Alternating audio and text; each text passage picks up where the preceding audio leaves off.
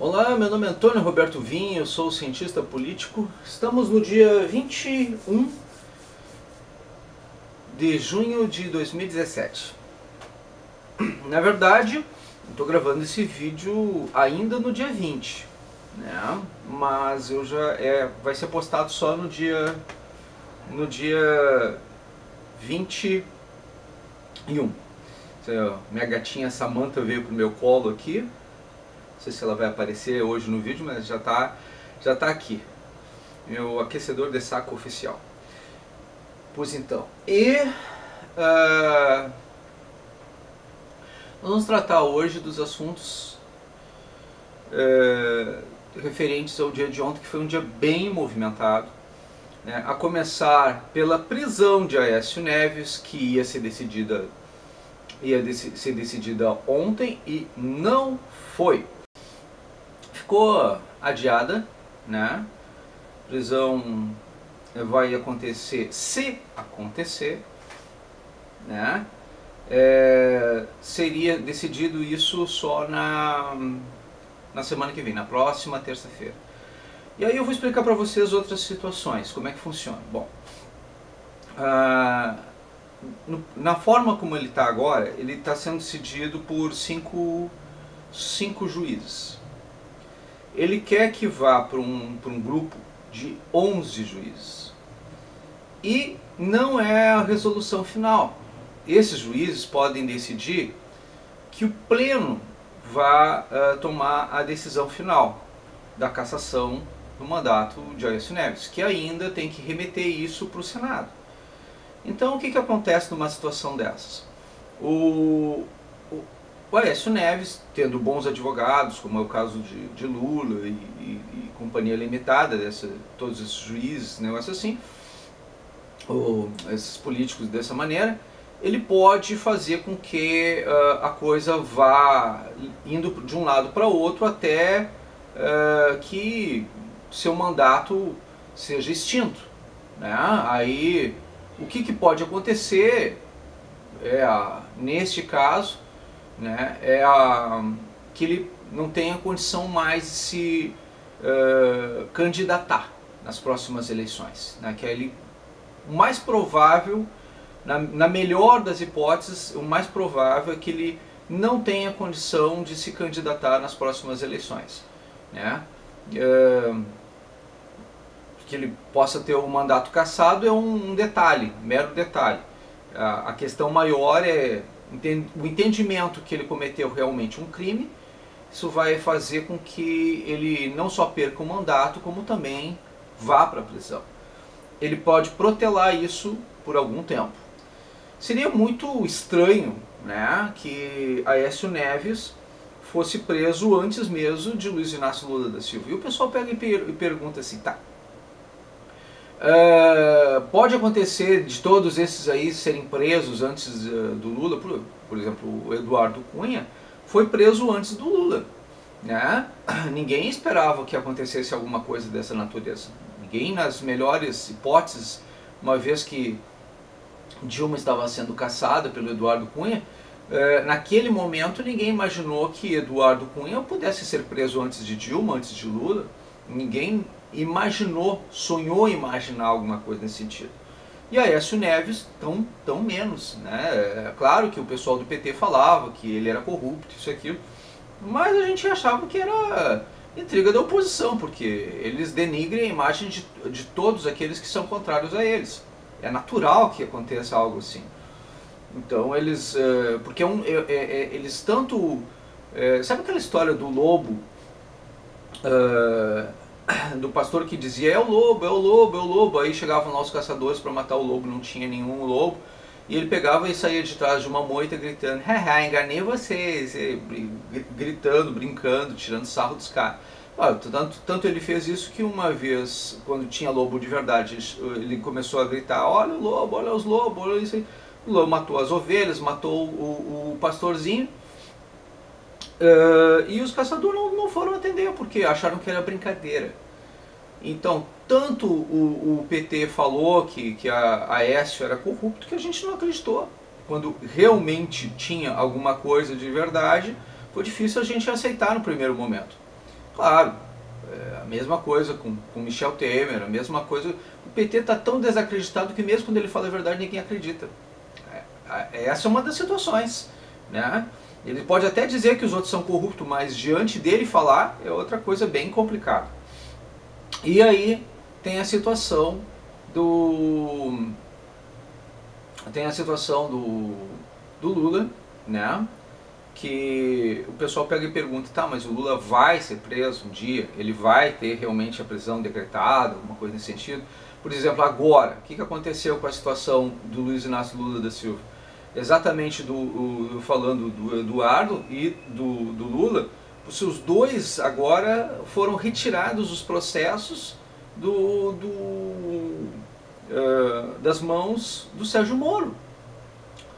Né? 3 processos de Lula e 1 processo de Eduardo Cunha foram retirados da mão do Sérgio Moro. Né?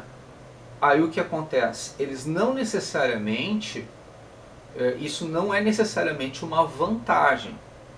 O pessoal pode pensar assim, o Fachin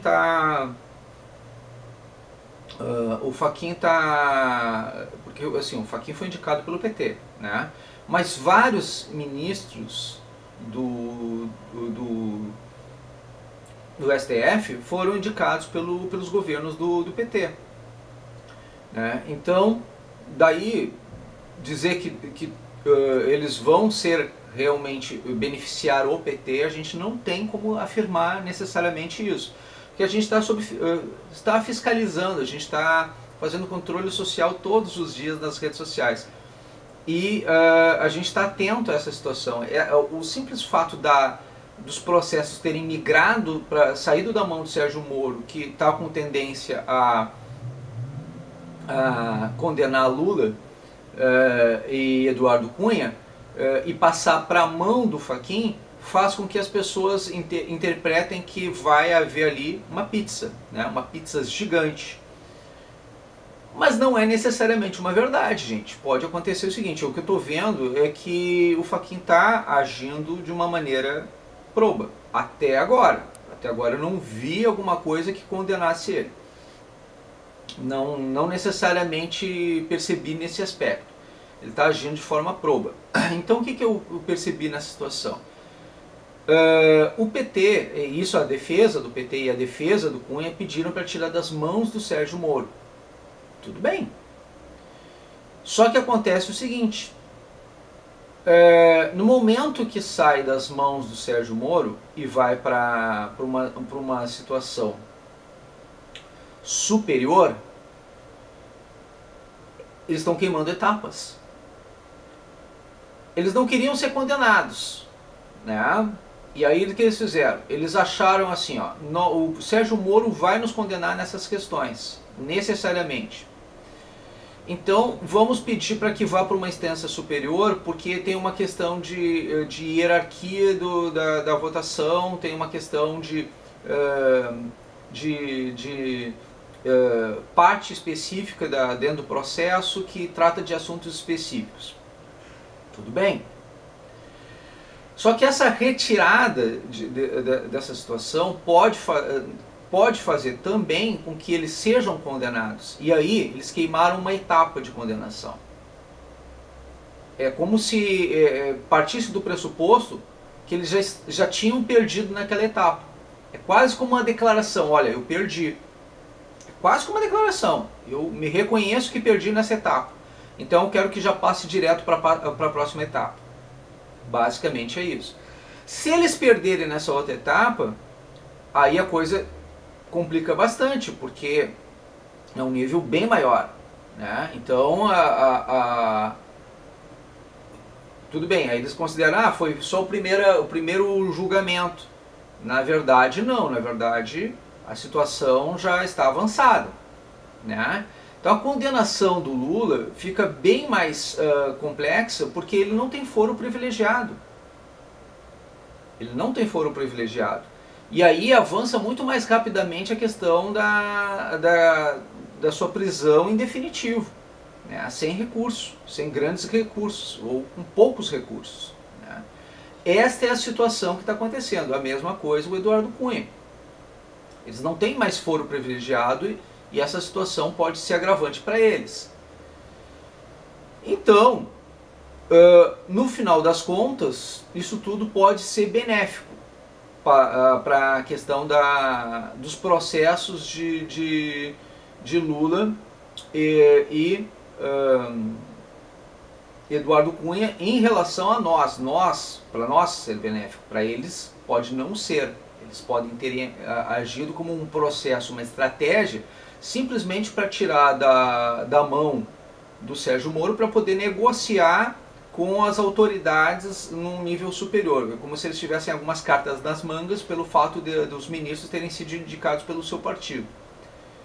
Se for comprovado alguma coisa nesse sentido, e aí eles estão esperando exatamente o que aconteça, o que aconteceu com relação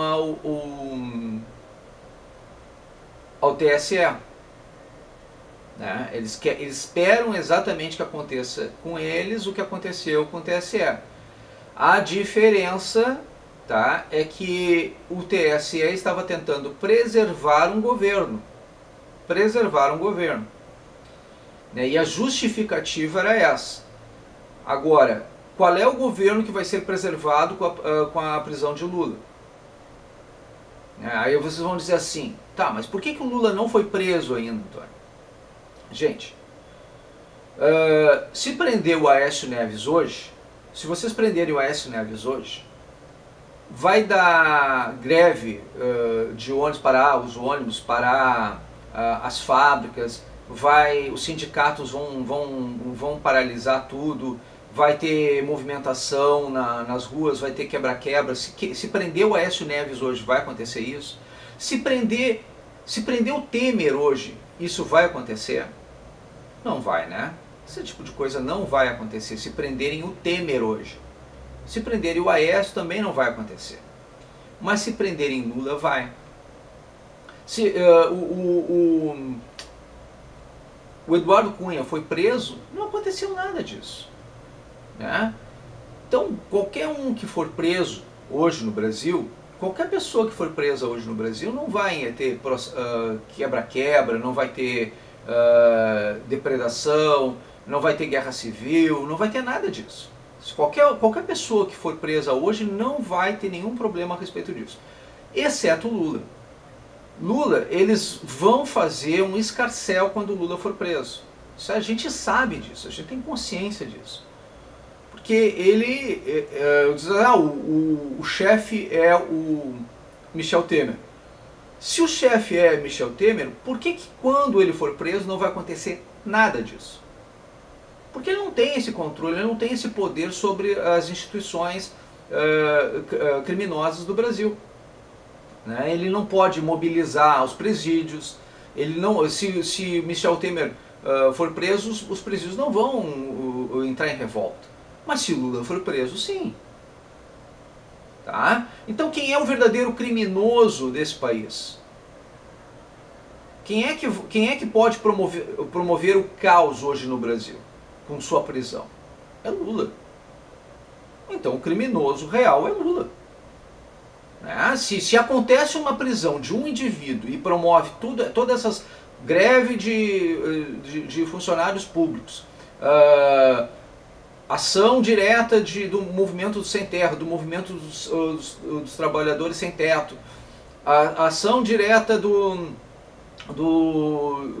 sindicatos, mais 17 mil sindicatos no Brasil, conflito dentro dos presídios, todas as situações. Quem é que pode promover isso? Aécio Neves? Eduardo Cunha?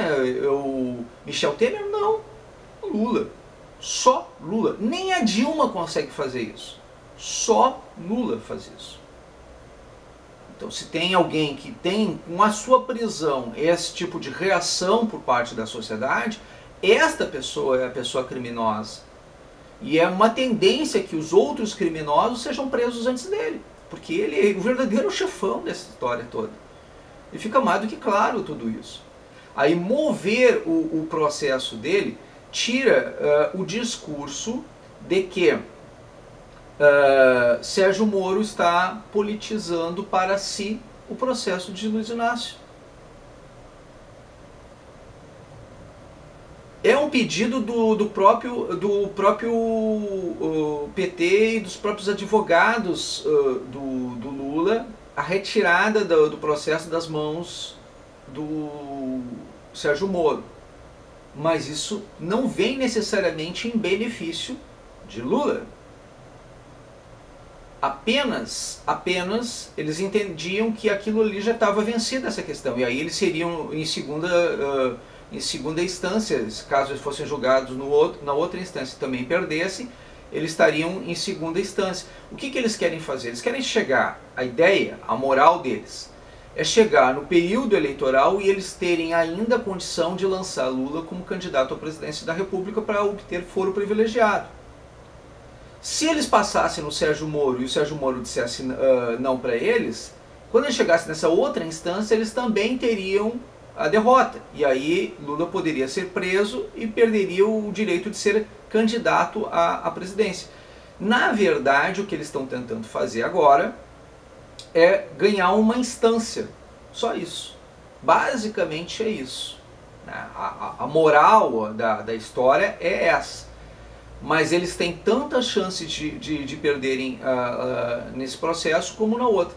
Na prática, eles queimaram uma etapa. Meio que se assumiram, dizendo assim, olha, nós reconhecemos que vamos ser punidos naquela instância ali. Basicamente é isso. É mais ou menos o que aconteceu com o Aécio Neves, que pegou e pediu, olha, eu quero ir para uma outra instância. O que ele pegou e quis dizer assim, eu sei que eu vou perder naquela ali. Tá? Então é esse o princípio. A jogada, eles têm direito de fazer isso? Tem. Né? Mas é para ganhar tempo. Tudo isso só serve para uma coisa, ganhar tempo. É uma estratégia que pode ser um tiro no pé. Lula é o verdadeiro criminoso, é a pessoa que realmente traz risco para a nação. Todos os juízes, todos os advogados, todos os políticos têm noção disso. Nós sabemos, não existe segredo a esse respeito. O perigo está na prisão de Lula, não está na prisão de nenhum outro. Porque ele é o único que tem poder e capacidade para poder fazer um conflito nacional. E não tem medo de usar isso. Porque ele se acha, por ter toda essa força, por ter todo esse poder, ele se acha acima do bem e do mal, ele se acha Deus.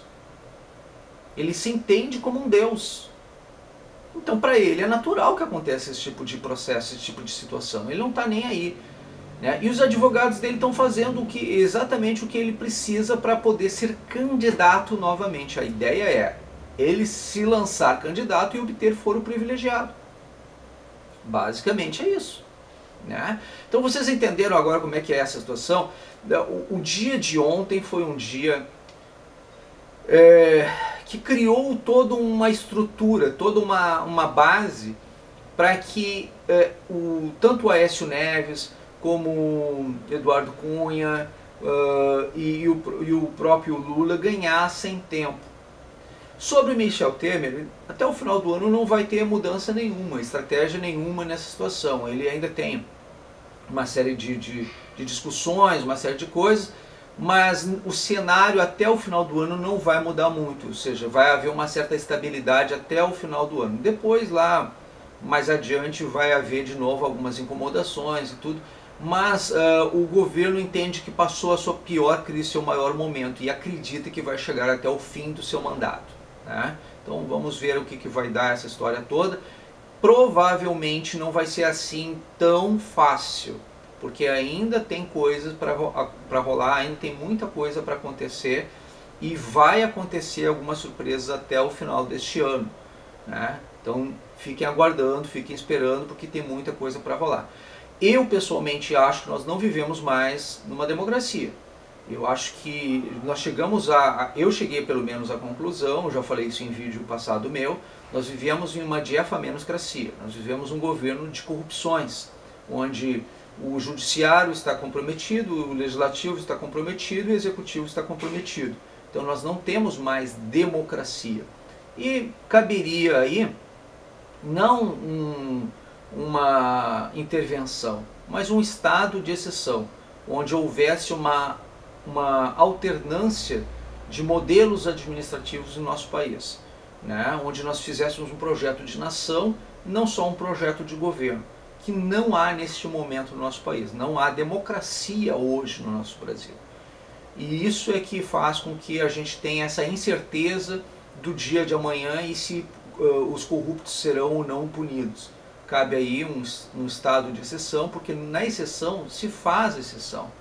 Se pune os culpados, né, que estão agindo, usando as letras da lei para se locupletarem e permanecerem impunes, né, que é o que está acontecendo na prática, né? A gente sabe que uma pessoa que coloca o Estado em risco, como o caso de Luiz Inácio, o lugar dessa pessoa deveria ser atrás das grades e não solto por aí, né? Mas, no entanto, ele está ali, tirando sarro de cada um dos brasileiros, rindo da nossa cara todos os dias. É isso que acontece numa diafamenoscracia, no governo dos corruptos, né? O nome eu tirei diafamenos corrupto, a palavra corrupto em grego, né? Cracia, governo. Na falta de uma palavra que definisse isso, eu criei uma palavra que explicasse a situação do nosso povo, né? Da nossa situação atual. É isso. Muito obrigado pela atenção dispensada.